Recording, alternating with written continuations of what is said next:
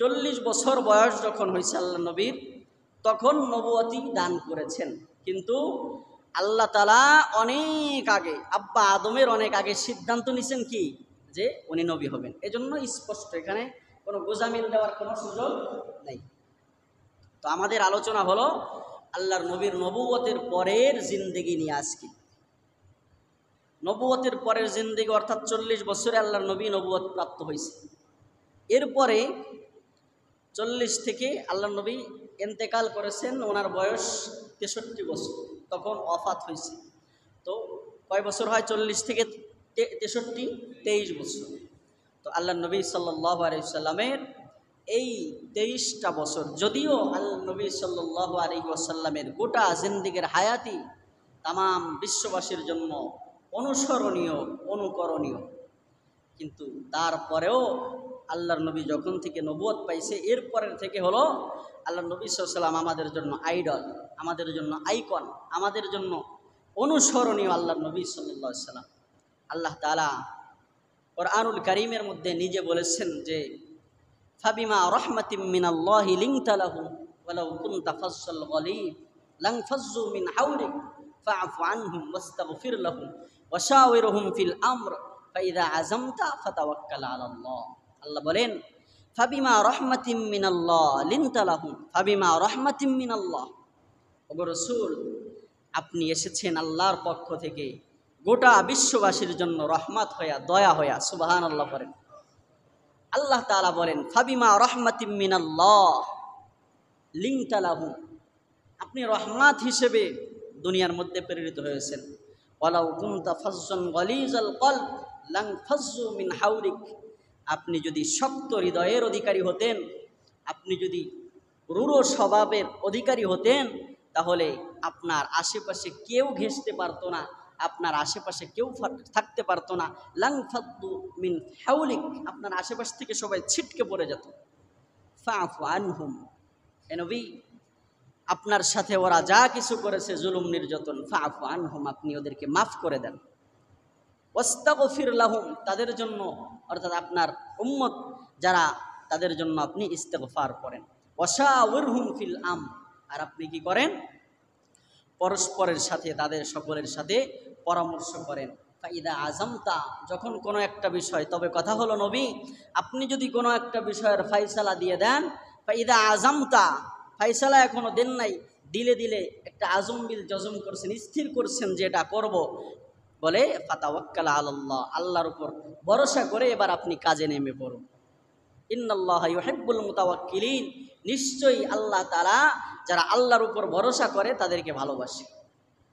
এই এক আয়াত। আর এক আয়াতের মধ্যে আল্লাহ তাআলা বলেন যে নবী আপনি গোটা বিশ্ব জাহানের জন্য রহমত। আল্লাহ পাক 17 নম্বর পারা 9 নম্বর পৃষ্ঠার মধ্যে বলেন ওয়ামা আরসালনাকা ইল্লা রাহমাতাল লিল আলামিন, নবী হে আপনাকে আমি প্রেরণ করেছি শুধুমাত্র এই জন্যই, ইল্লা রাহমাতাল লিল আলামিন, আপনি গোটা বিশ্ববাসীর জন্য রহমত। তাহলে আল্লাহ নবী সাল্লাল্লাহু আলাইহি ওয়াসাল্লাম গোটা বিশ্ববাসীর জন্য কি রহমত। কেনই বা রহমত হবে না? আল্লাহ নবী সাল্লাল্লাহু আলাইহি ওয়াসাল্লাম নিজেই বলেন যে আল্লামানি রব্বি ফাআহসানা তাআলিমি, বলে আমার এলেম এত সুন্দর কেন, আমার জ্ঞান এত সূক্ষ্ম কেন, আমি এত সূক্ষ্ম বিষয়গুলো কেন সুন্দরভাবে তোমাদের সামনে পেশ করতে পারি। এর কারণ কি জানো? আল্লাহর নবী বলেন দুনিয়ার কোনো মানুষের থেকে আমি শিক্ষা লাভ করি নাই, দুনিয়ার কোনো মানুষকে আমি শিক্ষক বানাই নাই, দুনিয়ার কোনো মানুষের সামনে আমি ছাত্র হয়ে বসি নাই। বলে আল্লামানি রব্বি ফাআহসানা তালিমি, আমার রব আমাকে শিক্ষা দিয়েছেন, আমার রব আমার তালিমি মুরব্বি, আমার রব আমার শিক্ষক, যার কারণেই আমার শিক্ষাটা এত সুন্দর শিক্ষা। সুবহানাল্লাহ পড়েন। বলে তোমরা আমার আখলাক দেখে বিস্মিত হও, আমার আখলাক দেখে যে এত সুন্দর কোনো মানুষের আখলাক চরিত্র হতে পারে, এত সুন্দর হতে পারে চরিত্র মাধুর্য কাহারও। আল্লাহ নবী সাল্লাল্লাহু আলাইহি ওয়াসাল্লাম এই কথার উত্তর দেয় আদ্দাবানি রব্বি ফাআহসানা তা'দীবি, তোমরা বলো তো দেখি যাকে আদব শিষ্টাচার শিক্ষা দিয়েছে স্বয়ং আহকামুল হাকিমিন রব্বুল আলামিন, তার আদব শিষ্টাচার কত সুন্দর হতে পারে। তো আমার রব আদ্দাবানি রব্বি, আল্লাহ নবী বলেন আমাকে আদব শিক্ষা দিয়েছেন আমার রব। সুবহানাল্লাহ বলেন। এজন্যই তো রসুলের আখলাক এত সুন্দর, এজন্যই তো রসুলের তালিম এত সুন্দর। এজন্য ভাইয়েরা আমার, নবী আলাইহিস সালাতু ওয়াস সালামের সিরাত, নবী আলাইহিস সালাতু ওয়াস সালামের সূরত সবই সুন্দর। আল্লাহর নবীর সূরতের বিষয়ে যদি আলোচনা করি, আল্লাহর নবী সাল্লাল্লাহু আলাইহি ওয়াসাল্লামের সূরত এটা হচ্ছে প্রশংসনীয় সূরত। আল্লাহর নবী সাল্লাল্লাহু আলাইহি ওয়াসাল্লামকে আল্লাহ তাআলা যে আকৃতি দান করেছিলেন, গোটা দুনিয়ার মধ্যে এই আকৃতির আর কোনো মানুষ কিয়ামত পর্যন্ত আসবে না। সুবহানাল্লাহ। হযরত আয়েশা সিদ্দিকা রাদিয়াল্লাহু তাআলা আনহা বলেন যে হযরত ইউসুফ আলাইহিস সালাতু ওয়াস সালামের সৌন্দর্য দেখে মিশরের নারীরা ফল কাটতে গিয়া তাদের হাতের আঙ্গুল কেটে ফেলছিল। ঘটনা জানেন আপনারা? জানেন না? জুলাইখা, আপনারা জানেন আজিজে মিশরের স্ত্রী জুলাইখা, উনি কি হলেন? হযরত ইউসুফ আলাইহিস সালাতু ওয়াস সালামের রূপ লাবণ্য দেখে উনি বিস্মিত হয়ে গেলেন। এক পর্যায়ে কুপ্রস্তাব দিলেন। এগুলো সব যখন মিশরে জানাজানি হয়ে গেল, হায় হায়, একটা কৃতদাস ইউসুফ, যারা ছোটবেলার থেকে জুলাইখা পালছে, লালন পালন করলো, তার উপর আবার আশেক হয়, এটা কেমন? তো যখন এই সমালোচনা জুলাইখার করতে থাকলো, তখন জুলাইখা বলে, আরে শুধু আমি না, গোটা মিশরের যত রমণী আছো, তোমরাও যদি আমার এই গোলাম ইউসুফকে দেখো, তোমরাও তার চেহারায় বিমোহিত হয়ে যাবা। এবার ডাক দিছে, দাওয়াত দিছে যে তোমরা একদিন আসো। জুলাইখা দাওয়াত দেওয়ার পরে প্রত্যেকের হাতে ধারালো ছুরি দিছে, চাক্কু দিছে, আর এক হাতে আপেল দিছে, দিয়ে বলছি এবার তোমরা আপেল কেটে কেটে খাও। আর ইউসুফ আলাইহিস সালাতু ওয়াস সালামকে বলছে, আমি যখনই আদেশ করব তোমাকে যে ইউসুফ বের হও, তখন তুমি এদের সামনে দিয়ে শুধু একবার হেঁটে যাবা। তো যখনই ফল নিচে কাটা শুরু করবে, এই মুহূর্তে জুলাইখা বলে, ইউসুফ এদিকে আসো, তাল হেনা এদিকে আসো। ইউসুফ আলাইহিস সালাম যখন বের হইছে, ইউসুফ আলাইহিস সালাতু ওয়াস সালামের চেহারার দিকে তাকায়া মিশরের সমস্ত সুন্দরী রমণীরা, ওরা আঙ্গুলের দিকে তাকানোর সময় পায় নাই, আপেল কাটতেছে না আঙ্গুল কাটতেছে এদিকে খেয়াল নেই, প্রত্যেকের আঙ্গুল কেটে ফেলছে। সুবহানাল্লাহ বলেন। নবীর সৌন্দর্য বোঝেন নাই? আল্লাহ পাক রব্বুল আলামিন হযরত ইউসুফ আলাইহিস সালাতু ওয়াস সালামকে পুরা দুনিয়ার অর্ধেক সৌন্দর্য দিয়ে বানাইছে। সুবহানাল্লাহ। তো জুলাইখা বলেন যে এবার বুঝো তাহলে আমি কোন ছেলের উপরে আশেক হয়েছি। এবার সব রমণীরা মাথা নিচু করে দিয়া বের হয়ে গেছে যে না, তাহলে তো ঠিকই আছে। তো আম্মা জান আয়েশা সিদ্দিকা রাদিয়াল্লাহু তাআলা আনহা বলেন যে আল্লাহর নবীর সৌন্দর্যের ব্যাপারে তোমাদেরকে কি বলবো আমি। মিশরের যেই রমণীরা ইউসুফ আলাইহিস সালামের চেহারা দেখে তাদের আঙ্গুল কেটে ফেলেছিল, ওরা যদি আমার নবীর সৌন্দর্যকে দেখতো তাহলে প্রত্যেকে তার কলিজা কেটে ফেলতো। শুধু তাই নয়, সিরাতের কিতাবের মধ্যে এসেছে নবী আলাইহিস সালাতু ওয়াস সালামের চেহারার উপরে আল্লাহ তাআলা সব সময় একটা পর্দা দিয়ে দিয়েছিলেন, অদৃশ্য একটা পর্দা। কোন কোন সময় কিতাবের মধ্যে লেখে এই পর্দাটা আল্লাহ তাআলা কুদরতিভাবে ওপেন করছে, আর যখনই ওপেন করছে তখন আকাশের চাঁদের চাইতেও নবী আলাইহিস সালাতু ওয়াস সালামের চেহারার ঝলক, নবী আলাইহিস সালাতু ওয়াস সালামের চেহারার উজ্জ্বলতা বেশি হয়ে গেছে। ওই যে এক সাহাবী জ্যোৎস্না রাত্রিতে আল্লাহ নবী সাল্লাল্লাহু আলাইহি সাল্লাম বাইতুল্লাহর সামনে বসে আছেন। সাহাবী রাসূল একবার আকাশের চাঁদের দিকে তাকায়, আবার নবীর চেহারা মোবারকের দিকে তাকায়। বারবার এভাবে যখন কয়েকবার তাকায়, আল্লাহর নবী বলে, তুমি এরকম কেন করো? বলে, ইয়া রাসূলুল্লাহ, আমি মাপতেছি যে আকাশের চাঁদের উজ্জ্বলতা বেশি নাকি আমার নবীর চেহারা মুবারকের উজ্জ্বলতা বেশি। আমি দেখতে পেলাম যে আমার নবীর চেহারা মুবারকের কাছে আকাশের এই চন্দ্রের উজ্জ্বলতা কিছুই না। তো নবীর এজন্য আল্লামা শেখ সাদি রহমতুল্লাহ আলাইহি বলেন যে নবী হে, আপনার সৌন্দর্যের বর্ণনা আমি কি দিব? বাদাজ খোদা বুজুর্গ তুই কিসসায়ে মুখতাসার।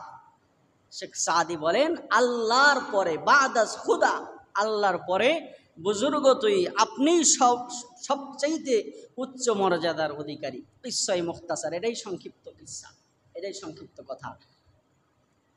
যার কারণেই তো আল্লাহ নবী সাল্লাল্লাহু আলাইহি সাল্লামকে আল্লাহ পাক রব্বুল আলামিন এত মর্যাদা দিয়েছেন। উম্মে মা'বাদ নামক একজন সাহাবী, একজন মহিলা সাহাবী, উনি বলেন, উনি আল্লাহ নবী সাল্লাল্লাহু আলাইহি সাল্লামের চেহারা মুবারকের বর্ণনা দিচ্ছেন। উনি ওনার স্বামীর কাছে বর্ণনা দিতে গিয়ে বলেন যে, জানো আজকে কে এসেছিল? এভাবে করে উনি বলেছেন যে এমন একজন লোক এসেছিল যে যার মাথা মুবারক একেবারে ছোটও না বড়ও না, আবার তার কপালটা একটু চওড়া, এরপরে চোখের বিবরণ দিতে যায় ৩-৪টা শব্দ আলফাজ ব্যবহার করেছে। এভাবে সুন্দর করে বর্ণনা দিছে। হযরতে আলী রাদিয়াল্লাহু তাআলা আনহু বর্ণনা দিছে। প্রত্যেকেই বর্ণনা, সব বর্ণনাগুলো শামায়েলে তিরমিজির মধ্যে বিদ্যমান। এগুলো নিয়ে আলোচনা এখন আমি করব না, শুধু কিঞ্চিত ধারণা দিলাম যে আল্লাহর নবী সাল্লাল্লাহু আলাইহি সাল্লামের সূরত যে প্রশংসনীয়, এটা কেমন প্রশংসনীয়। যারা ওনাকে দেখেছেন তারা এভাবে মন্তব্য করেছেন। ভাইয়েরা আমার, আল্লাহ নবী সাল্লাল্লাহু আলাইহি ওয়াসাল্লামের দাদা আব্দুল মুত্তালিব, উনি আল্লাহ নবী যখন ভূমিষ্ঠ হয়, ভূমিষ্ঠ হওয়ার পরে কোলে নিয়া আবুল আহাবের দাসী সুয়াইবা আল্লাহ নবীকে কোলে নিয়া আব্দুল মুত্তালিবের কাছে নিয়ে গেছে কাবা চত্বরে। নিয়ে যাওয়ার আব্দুল মুত্তালিব বলেন যে আমার নাতিকে যখন নিয়ে আসলো কাবার চত্বরে, আমার কাছে মনে হলো যে আকাশের এক টুকরা চাঁদ এনে আমার কোলে বসায়া দিল সুয়াইবা। এই জন্য নবীর সূরত এটা প্রশংসনীয়। 2 নম্বরে আসেন নবীর সিরাত। নবীর সিরাত এটা আমাদের জন্য অনুসরণীয়। আমাদের জন্য কি অনুসরণীয়? আল্লাহ তাআলা কুরআনুল কারীমের এক আয়াতের মধ্যে বলেছেন যে মুহাম্মাদুর রাসূলুল্লাহ সাল্লাল্লাহু আলাইহি ওয়াসাল্লামের জীবনের মধ্যে আমি তোমাদের জন্য উত্তম আদর্শ রেখে দিয়েছি। এজন্য কোনো ব্যক্তির যদি উত্তম আদর্শের কাউকে খুঁজতে হয়, কাউকে যদি আইডল বানাইতে হয়, কাউকে যদি আইকন বানাইতে হয়, কাউকে যদি সামনে রাখতে হয়, তাহলে মুহাম্মাদুর রাসূলুল্লাহর বিকল্প নেই। কিন্তু দুর্ভাগ্যের বিষয়, আমরা পশ্চিমাদের অনুসরণ করতে করতে এত অনুসরণ করেছি, ইহুদিদের পিছনে অনুসরণ করতে করতে এত অনুসরণ করছি, আল্লাহ নবী যেমনিভাবে হাদিসের মধ্যে বলেছেন যে এমন একটা সময় আসবে আমার উম্মত ইহুদি খ্রিস্টানেরকে এত ফলো করবে, এত অনুসরণ করবে যে ইহুদি খ্রিস্টান যদি সাপের গর্তের মধ্যে লুকায়, আমার উম্মত তার মধ্যে লুকাবে। ইহুদি খ্রিস্টান যদি তার নিজের মায়ের সাথে জেনা করে, আমার উম্মত সেটা সংগঠিত করবে। আমরা আজকে যেই পরিমাণ রাসূলুল্লাহর আদর্শ থেকে সরে গিয়েছি আর ইহুদি খ্রিস্টানের অনুসরণ করছি, তাতে কি আপনি মনে করেন যে রসুলের সুপারিশ আমি পাবো, শাফাআত করবে রসুল আমাকে?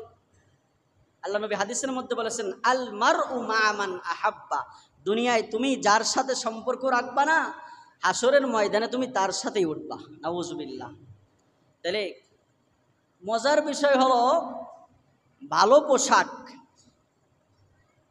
পোশাককে যদি ইহুদি খ্রিস্টানরা ছিঁড়া তালি দিয়ে পরে, তাহলে আমার দেশের যুবক ভাইয়েরা ওইটারই আইডল আর আইকন মনে করে, ঠিক না?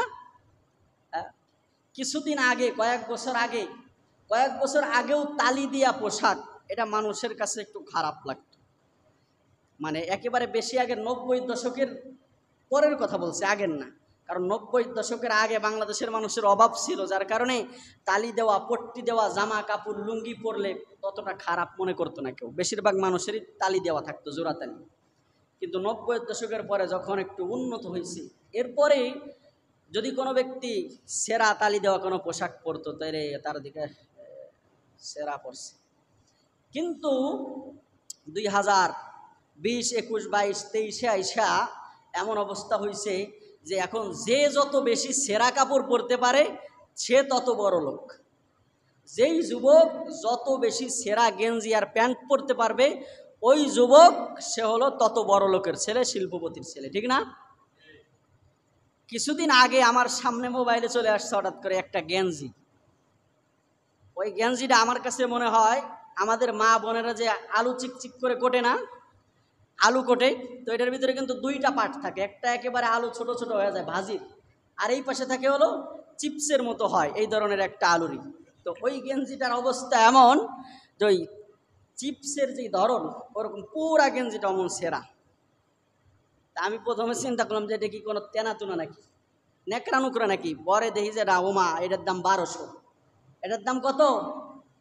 1200। আর পাশে সুন্দর কাপড়ের একটা গেঞ্জি দেখা যাইতেছে, সেটার দাম মাত্র 150 টাকা। তো যদিও হাস আসে কিন্তু দুঃখ লাগে যে এই সেরা গেঞ্জির দাম এত কেন হলো আমার দেশে। কারণ এটা ইহুদি খ্রিস্টানের কোনো এক আইডল পড়েছে, সেটার অনুসরণ করে আমার যুবক 1200 টাকা দিয়ে ওই সেরা গেঞ্জি কেনে, তাও 150 টাকার সুন্দর গেঞ্জি কেনে না। ঠিক কিনা জোরে কর। এই জন্য ভাইয়েরা আমার, অথচ আল্লাহ পাক রব্বুল আলামিন আরো 1450 বছর আগে জানায়া দিয়েছেন যে লাকাদ কানা লাকুম ফি রাসূলিল্লাহি উসওয়াতুন হাসানা, তোমাদের জন্য রাসূলুল্লাহ সাল্লাল্লাহু আলাইহি ওয়াসাল্লামের জীবনের মধ্যে উত্তম আদর্শ আমি রেখে দিয়েছি। সুবহানাল্লাহ।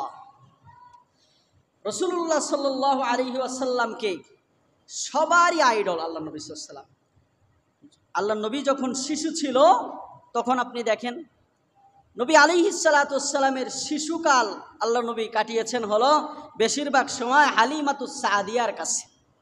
হযরতে হালিমা সাদিয়া বলেন যে মুহাম্মদুর রাসূলুল্লাহ সাল্লাল্লাহু আলাইহি ওয়াসাল্লাম যে শিশু, দুনিয়ার মধ্যে এমন আর কোনো শিশু আমি দেখি নাই। তার যেমন চরিত্র, মাধুর্যতা, কথাবার্তা, চাল চলন তার মতো ছিল না। এরপরে যখন এই জন্য আল্লাহ নবী শিশুদেরও আইডল। শিশুদের আইডল কে? আল্লাহর নবী। আল্লাহর নবীর চাইতে উত্তম শিশু দুনিয়ায় আর জন্ম নেয় না, কিয়ামত পর্যন্ত নিবে না। এরপরে আল্লাহ নবী কিশোর অবস্থায় দেখেন, আল্লাহ নবী সাল্লাল্লাহু আলাইহি ওয়াসাল্লাম যখন কিশোর হলেন তখন আল্লাহ নবী সাল্লাল্লাহু আলাইহি ওয়াসাল্লামের চাল চলন, সিরাত সুরত কেমন ছিল, এটা সিরাতের কিতাবের মধ্যে আছে। তো কিশোর হিসাবে কিশোরদের যদি আইডল বানাইতে হয় তাহলে আল্লাহর নবীর চাইতে উত্তম কোনো কিশোর দুনিয়ার মধ্যে আর জন্ম নেয় না, কিয়ামত পর্যন্ত নিবে না। আর কেনই বা হবে না? দেখেন সিরাতের কিতাবের মধ্যে আসছে আল্লাহ নবী সাল্লাল্লাহু আলাইহি ওয়াসাল্লামের সিনা চাক করা হয়েছে, সিনা ফাড়া হয়েছে 4 বার। কয়বার? 4 বার। হযরতে হালিমাতুস সাদিয়ার বাড়িতে যখন ছিলেন তখন একবার ফেরেশতারা আয়েশা মুহাম্মদুর রাসূলুল্লাহ নিজে বর্ণনা করেছেন হালিমাতুস সাদিয়ার কাছে।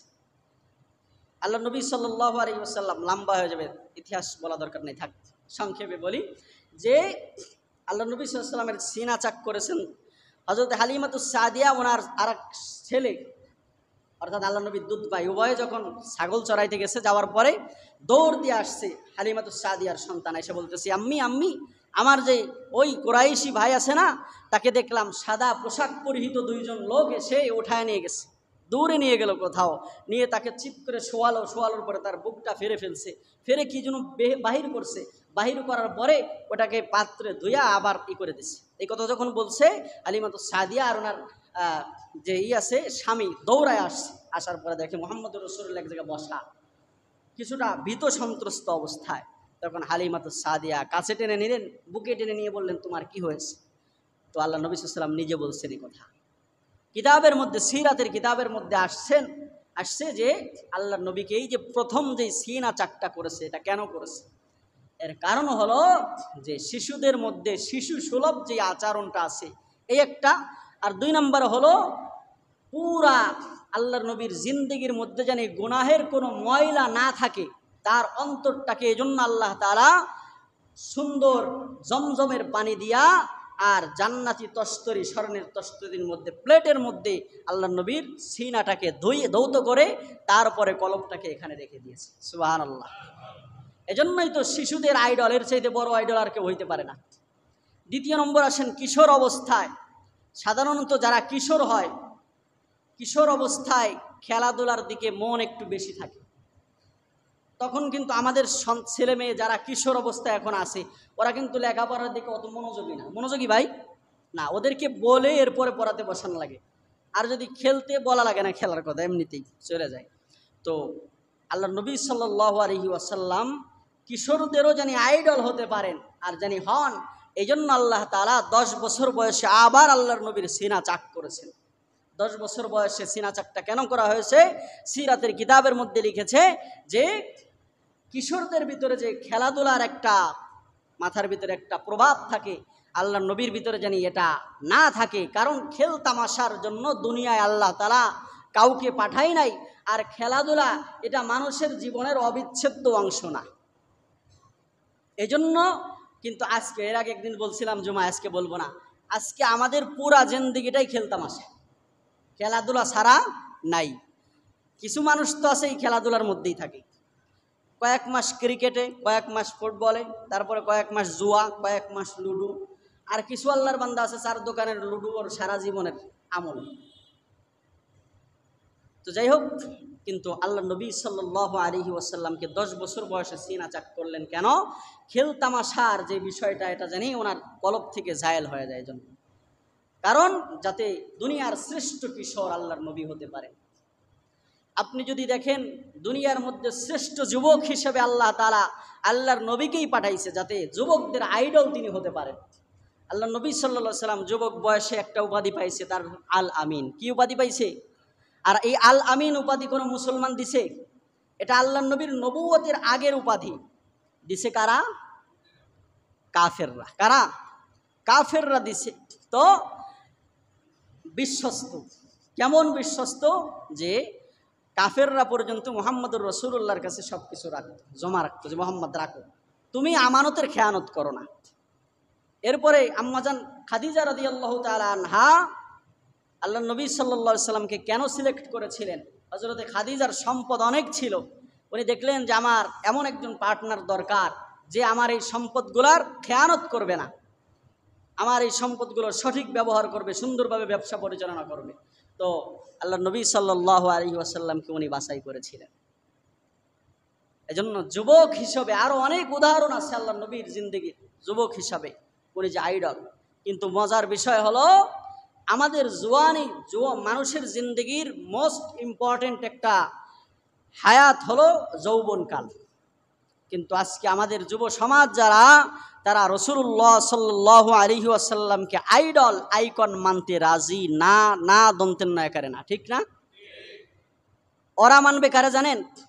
ওরা মানবে চরিত্রহীন, লম্পট, যাদের চরিত্রের কোনো ঠিক ঠিকানা নাই, যারা নিজের বউয়ের সাথেও যা করে, আবার সুন্দরী আর একটা দেখলে বাইরে রাষ্ট্রে যায় তার সাথেও করে। এই ধরনের খেলোয়াড় যারা আছে তাদেরকে আইডল বানায়, ঠিক কিনা জোরে কর? ওরা আইডল বানায় কাদেরকে? নষ্ট আর ভ্রষ্ট যেই সমস্ত নায়ক আছে তাদেরকে। ওরা আইডল মানে কারে? আমার দেশের বোনেরা আইডল মানে কারে?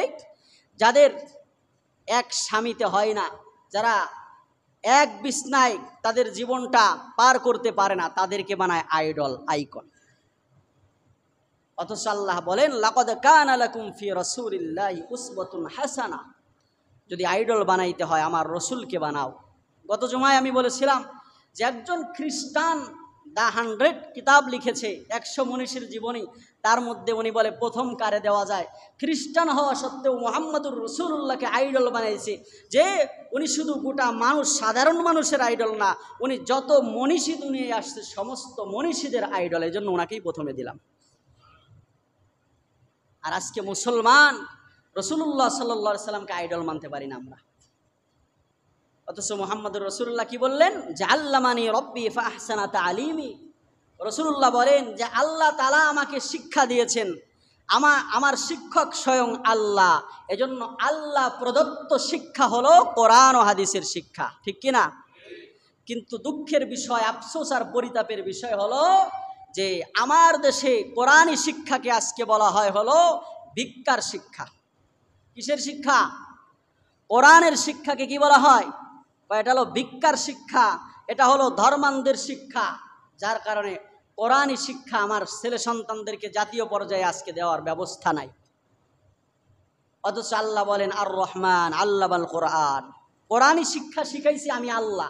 আচ্ছা বলেন তো দেখি, যার মধ্যে ঈমান আছে, যার মধ্যে কিঞ্চিত ঈমানের ছিটে ফোঁটা আছে, সে যদি আল্লাহর দেওয়া শিক্ষা ব্যবস্থাকে যদি হেয় করে, তাহলে ওর মধ্যে ঈমান থাকে?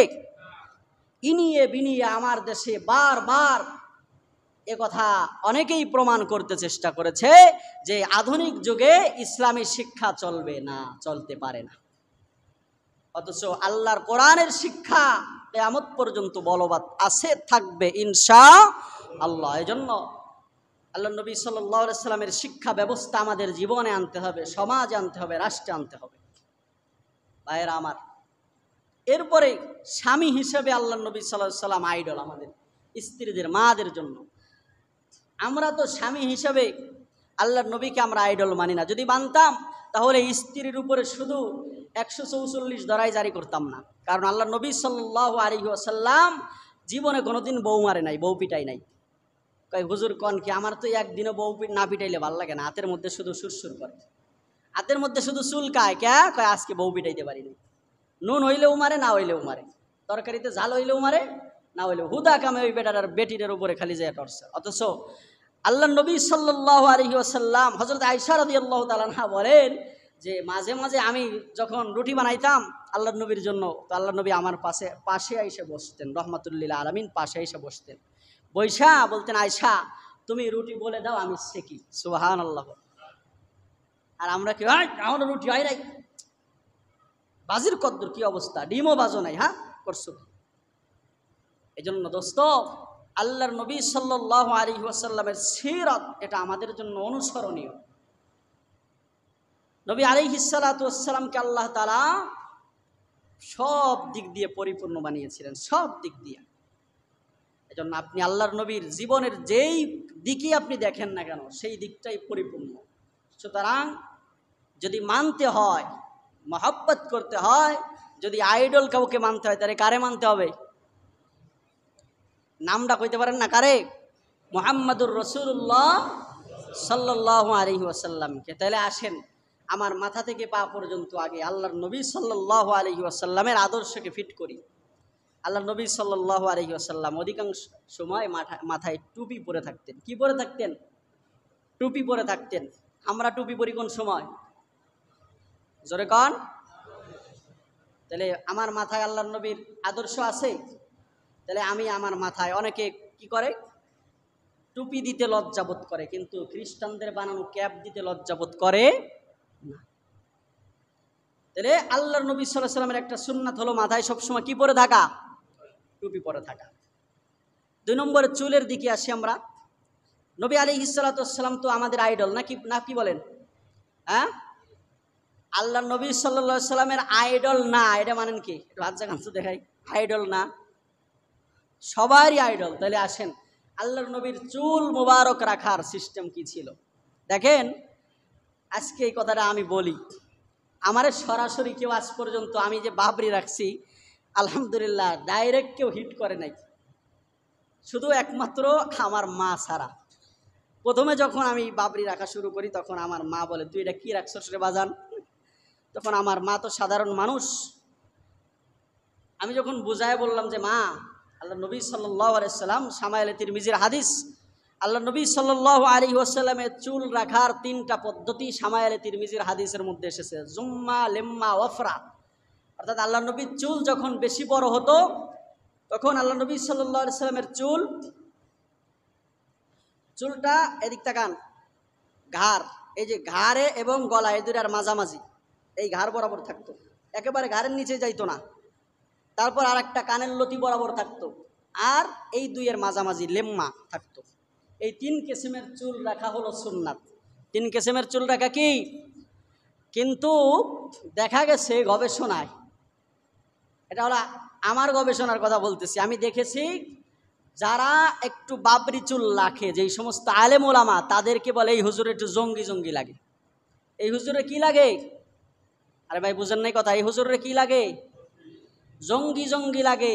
তাইলে আপনি যে বললেন বাবরি রাখার কারণে হুজুরকে জঙ্গি জঙ্গি লাগে, তাহলে হুজুর তো আইডল মেনেছে মুহাম্মাদুর রাসূলুল্লাহ সাল্লাল্লাহু আলাইহি সাল্লামকে আইডল মেনে এরপরে বাবরির 3 তরিকার যে কোনো এক তরিকায় রাখছে। ও ভাই, আপনার পায়ে হাত ধরে বলি, আপনি এই প্রশ্নের জবাবটা দেন। আপনি সরাসরি না বললেও ইনডাইরেক্ট ভাবে জঙ্গি কারে কইলেন? তো রাসূলুল্লাহ বিশ্বাস করেন সুন্নাত তরিকা হলো চুল বাবরি। যারা পুরুষ বালেক পুরুষ, তাদের জন্য বাবরি সুন্নাত সুন্নাত সুন্নাত। এটা যদি কেউ ভুল প্রমাণ করতে পারেন, আমি আর জিন্দেগিতে বয়ান করব না। হ্যাঁ, এখন কথা হলো জায়েজ তরিকা হলো চুল সব জায়গায় সমান রাখা, ছোট রাখা, এটা জায়েজ। এটা কি ভাই? জায়েজ। এজন্য আজকে থেকে চেঞ্জ ইওর মাইন্ড, আপনার মাইন্ডকে চেঞ্জ করেন, মানসিকতাকে চেঞ্জ করেন। মানসিক হাসপাতালে ভর্তি হয়ে আপনার মানসিকতা চেঞ্জ করেন। যেই সমস্ত ওলামা একরাম বাবরি রাখে তাদেরকে আপনি এভাবে জঙ্গি বললেন না, আল্লাহর ওয়াস্তে আপনার ইমানের খতরা। এবার আসেন, অথবা আমরা চুল জাওয়াজি তরিকায় রাখতে পারি, সব জায়গায় সমান। এখন আমাদের যুবকদের অবস্থা কি দেখেন তো, চুলের ক্ষেত্রে কি আল্লাহর নবীর আইডল মানতে পারছি? হ্যাঁ, চোর রে যেভাবে আগে শাস্তি দেওয়া হয়তো চুল কাইটা, বর্তমানে এইটা হয়েছে যুবকদের ফ্যাশন, ঠিক না? আগে দেখতাম গ্রাম অঞ্চলে চোর ধরা খাইলে এই দুই পাশ দিয়ে কতখানি কেসি দিয়ে আচ্ছা আকার এরকম সাইডে দিত, ও যাতে আর মুখ দেখাইতে না পারে বাহিরে যায়। কারণ চুল এলোমেলো কাটা দেখলেই পুরা মাথা সমান না এমন কোনোভাবে যদি চুল কাটা দেখতো তাহলে কত কিরে তুই কি চুরি করছিস নাকি, ধরা খাইছিস নাকি, কোথায় যায়। কিন্তু সেটাই চোরের যেই চুল কাটার কোয়ালিটি, সেটা আজকে আমাদের যুবক ভাইদের আইডল হয়েছে, ঠিক কিনা জোরে কর। অথচ রসুলুল্লাহর আইডলকে আমরা বলি জঙ্গি আইডল। তো যাই হোক, এরপরে আসেন চুল রাখার তরিকা গেল। তারপরে আসেন এই যে আমি পাগড়িটা পরেছি, এই পাগড়িটা আল্লাহ নবী সাল্লাল্লাহু আলাইহি ওয়াসাল্লাম পরিধান করতেন। এমনকি পাগড়ির ব্যাপারে হাদিসও আছে যে যদি কোনো ব্যক্তি পাগড়ি পরিধান করে নামাজ পড়ে তাহলে 70 ওয়াক্ত নামাজ পড়লে যে সওয়াব, আল্লাহ সেই সওয়াব দান করে। তবে আরেকটা কথা হলো, পাগড়ি এটা পোশাকের সুন্নাত। কিসের সুন্নাত? পোশাকের সুন্নাত। লম্বা জামা পরা যেমন সুন্নাত, ঢিলে ঢালা জামা পরা যেমন সুন্নাত, পাগড়ি পরাটাও তেমন সুন্নাত। দুনিয়ায় কোনো ইবাদতের ক্ষেত্রে আমার মনে হয় না সাজগুজ করা যায়, অর্থাৎ পোশাক পরিচ্ছদের ক্ষেত্রে সাজগুজ কইরা অহংকার করা যায় আছে। কিন্তু পাগড়ির ব্যাপারে আল্লাহ নবী বলেছেন যে পাগড়ি তোমরা সুন্দর করে বাঁধো, কারণ এটা পুরুষের সৌন্দর্য থেকে বাড়ায় দেয়। সুবহানাল্লাহ। এজন্য আসেন, মাথা গেল, তারপর আর একটু নিচে আসি। নিচে আসতে আসতে আমরা চলে আসি একবার পোশাকের ক্ষেত্রে। এবার দেখি আল্লাহ নবী সাল্লাল্লাহু আলাইহি সাল্লামের পোশাকের পদ্ধতির ক্ষেত্রে আমরা কি আল্লাহ নবীকে আইডল মানতে পারছি? হ্যাঁ, নবী আলাইহিস সালাতু ওয়াস সালাম, সামনে একটু আগায় বসি ভাই, পিছনে জায়গা হইতেছে না, বাহিরে অনেক রোদ, আপনারা দেখতেছেন তো গরমের অবস্থা। ওনারা নামাজের সময় দরকার হয় বাহিরে দাঁড়াবে, কিন্তু একটু বসতে সুযোগ দেন ওনাদেরকে। খুতবা শেষ হলে এরপর দরকার ওদিক যাবে, একটু আগায় বসে। আপনাদের বয়ান মনে হয় মনে নাই, ফাফসাহু ইয়াফসাহিল্লাহু লাকুম। ফাফসাহু বলেন আমার সাথে, ফাফসাহু ইয়াফসাহিল্লাহু লাকুম। কোরআনের একটা আয়াত মুখস্থ করাই দিলাম, এক আয়াতের অংশ। আল্লাহ বলেন যে দুনিয়ায় তোমরা যদি কোনো মজলিসে, দ্বীনি মজলিসে ভাইয়ের জন্য জায়গা করে দাও, তাহলে আল্লাহ তোমার জন্য জায়গা করে দিবে। আল্লাহ আমার জন্য কোন জায়গা করবে? জান্নাতে জায়গা করে দিবে। এজন্য জায়গা করে দিন ইনশাআল্লাহ, যে ফাঁকা জায়গাগুলো পূরণ করে বসে দরকার হয়। তো বলতেছিলাম, পোশাকের ক্ষেত্রে আপনার আর আমার আইডল কারে মানব? রাসূলুল্লাহ সাল্লাল্লাহু আলাইহি ওয়াসাল্লামকে। আল্লাহ নবী সাল্লাল্লাহু আলাইহি সাল্লাম লম্বা পোশাক পরিধান করতেন। আল্লাহ নবী সাল্লাল্লাহু আলাইহি সাল্লাম কি পোশাক পরিধান করতেন? লম্বা পোশাক পরিধান করতেন, ঢিলাঢালা পোশাক পরিধান করতেন। হাদিসের মধ্যে আসছে জুব্বা পরিধান করতেন। কি পরিধান করতেন? এই জন্য ইনশাআল্লাহ আমরাও জুব্বার আমল চালু করে দেবো ইনশাআল্লাহ, কারণ আইডল মানছি আল্লাহ নবীকে। এরপরে আসেন, মুখে তো রয়ে গেছে একটা বিষয়। আল্লাহ নবী সাল্লাল্লাহু আলাইহি ওয়াসাল্লাম জীবনে কোনোদিন দাড়ি চাচ্ছেন নাই, নাকি চাচ্ছেন? দাড়িতে খোর লাগাইছেন ভাই? আমার অনেক মহাব্বতের মানুষ আছেন যারা নামাজ পড়েন এখানে নিয়মিত, কিন্তু আপনি দাড়িতে খোর লাগান। আমি আপনার পায়ে হাত ধরে বলি, আল্লাহ নবীকে যেহেতু নামাজের ক্ষেত্রে আইডল মানছেন, বেশিরভাগ ক্ষেত্রে আপনি আইডল মানছেন, তাহলে আপনার মুখটাকেও আল্লাহ নবীর মুখের সাথে মেলানো যায় না ভাই? নিয়ত করেন ইনশাআল্লাহ আর দাড়িতে খুর লাগাবো না ইনশাআল্লাহ। সবাইরে তৌফিক দান করো। 2 নাম্বার, কিছু ভাই আছেন তারা আবার খুর লাগান না, যে হুজুর খুর লাগানো তো নিষেধ, দাড়ি চাচা নিষেধ, তোরে কেসি দিয়ে জলমের ছাটা চাটনি। হাদিসের মধ্যে আসছে নবী আলাইহিস সালাম বলছেন, আউফুল লুহিয়া, তোমরা দাড়িকে লম্বা করো, তোমরা দাড়িকে লম্বা করো, ওয়াকাসসুশ শারিব, আর মোসকে খাটো করো। দাড়ি লম্বা করা, মোস খাটো করা, এটা আল্লাহর নবী সাল্লাল্লাহু আলাইহি ওয়াসাল্লামের তরিকা। আর দাড়ি চাছা মোস লম্বা করা, এটা কাদের তরিকা? ইহুদি খ্রিস্টানের তরিকা। আর দ্বিতীয় নম্বর আমার দেশের মৈসপীর জটপীরের তরিকা। এজন্য ইনশাআল্লাহ দাড়ি, হ্যাঁ এখন কথা হলো দাড়িকে আমরা ছেড়ে দিলাম, তবে দাড়ি ধরার কোনো মাপকাঠি আছে কিনা? দাড়ি ধরার মাপকাঠি হলো আল্লাহ নবী সাল্লাল্লাহু আলাইহি সাল্লামের প্রিয় সাহাবীগণ। আল্লাহ নবীর এক সাহাবী থেকে হাদিস বর্ণিত, উনি বলেন এইভাবে এক মুষ্টি ধরার পরে এরপরে আপনি দাড়ি ছাঁটতে পারেন, কাটতে পারেন, কিন্তু এক মুষ্টির আগে না। ইনশাল্লাহ দাড়ির ক্ষেত্রে আমরা আল্লাহ নবীর কি মানবো? আইডল মানবো। পারা যাবে তো ইনশাল্লাহ? যাগো দাড়ি আছে হেরাই কয়, যাগো দাড়ি নাই তারা কইবে না? হ্যাঁ, দাড়ি নাই যাদের তারা বলবেন না ইনশাল্লাহ? ইনশাল্লাহ কন হুজুর এমনি তো মসজিদ 2 নম্বরে শুক্রবার, 3 নম্বরে জুমার আগে ইনশাল্লাহ কইলে যদি আবার কবুল হয়ে যায়, আমিন কইলে যদি আবার কবুল হয়ে যায়, কয়লাম অনেকে কয় না। ইনশাল্লাহ সবাই দাঁড়িয়ে রাখবো। তো ভাইয়েরা আমার আলোচনা আর দীর্ঘ করব না। তো এক কথায় আমাদের আইডল কে বলেন তো? আল্লাহু আকবার। আমাদের আইডল হলেন মুহাম্মদুর রাসূলুল্লাহ সাল্লাল্লাহু আলাইহি ওয়াসাল্লাম। আমি যদি আমার পুরা জীবনে মুহাম্মদুর রাসূলুল্লাহ সাল্লাল্লাহু আলাইহি সাল্লামের জীবন আদর্শকে আমি আমার জিন্দগিতে পুরা ফিট করতে পারি, রাসূলুল্লাহ সাল্লাল্লাহু আলাইহি ওয়াসাল্লাম আমার জন্য সুপারিশ করবে, শাফাআত করবে। আর আল্লাহ নবী সাল্লাল্লাহু আলাইহি ওয়াসাল্লাম বলেছেন হাদিসের মধ্যে, এটা বলে শেষ করি, মান আহাব্বা সুন্নতি ওয়া মান আহাব্বানি ফাকাদ আহাব্বানি কানা মাই ফিল জান্নাহ। আল্লাহ নবী বলেন যে আমার সুন্নাহ অর্থাৎ আমার জীবন পদ্ধতিকে অনুসরণ করলো, সে আমি নবীকে অনুসরণ করলো। ওমান আহাব্বানি, আর যে আমি নবীকে মানলো, অনুসরণ করলো, মোহাব্বত করলো, কানা মাই ফিল জান্নাহ, সে জান্নাতে মাই আমার সাথে থাকবে। সুবহানাল্লাহ। তাহলে আমরা আল্লাহর নবীর সাথে থাকতে চাই না জান্নাতে? কে কে থাকতে চাই একটু হাত জাগাইতে ইনশাআল্লাহ। আল্লাহর নবীর সাথে জান্নাতে থাকতে চাই তো ইনশাআল্লাহ? তাহলে বলেন আজকে থেকে তাওবা করলাম, দুনিয়ার আর কোনো মানুষ আমার আইডল নয়, আমার আইকন নয়। আজকে থেকে পুরাপুরি রাসূলুল্লাহ সাল্লাল্লাহু আলাইহি ওয়াসাল্লামের জীবন আদর্শকে আমি আমার জীবন আদর্শে পরিণত করে নিলাম, মেনে নিলাম ইনশাআল্লাহ। আল্লাহ তুমি ইহার উপরে অটুট থাকার তৌফিক দান করো, আমিন। হাত নামান। দেখবো এবার যুবকরা খালি সিরা প্যান্ট পরলে হয়। ও আরেকটা কথা ভাই, অনেক যুবক দেখেন, বিশ্বাস করেন আমার খুব খারাপ লাগে যখন কোনো যুবক, প্রাপ্তবয়স্ক যুবক যখন, এটারে আমি গ্রাম্য ভাষায় আমাদের বলে দ্যাট ঠেঙ্গো প্যান্ট, ন্যাংগুট যেটারে কয়, একেবারে খাস বাংলায় কইলাম, হাফ প্যান্ট, এটা পরে যখন কেউ আমার সামনে দিয়ে হাঁটে, আমার কলজেরা ভেঙে যায়, খুব খারাপ লাগে। কারণ কি জানেন? রাসূলুল্লাহ সাল্লাল্লাহু আলাইহি ওয়াসাল্লাম বলেছেন, লাআনাল্লাহু নাযিরা ওয়াল মানজুরা ইলাইহি, যারা সতর দেখায় তার উপরও লানত, যে দেখে তার উপরও লানত। তাহলে আপনি দেখায়ও লানত করাইতেছেন, আবার আমার নজর চলে যাইতেছে, আমি আমার উপর আল্লাহ লানত করতেছে।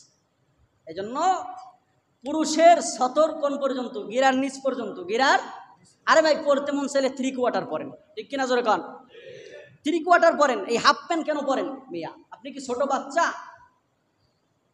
আপনার কি পেশাব করে দিবেন প্যান্ট পরে, এমন কোনো আছে নাকি? তাহলে আপনি হাফ প্যান্ট কেন পরেন মিয়া?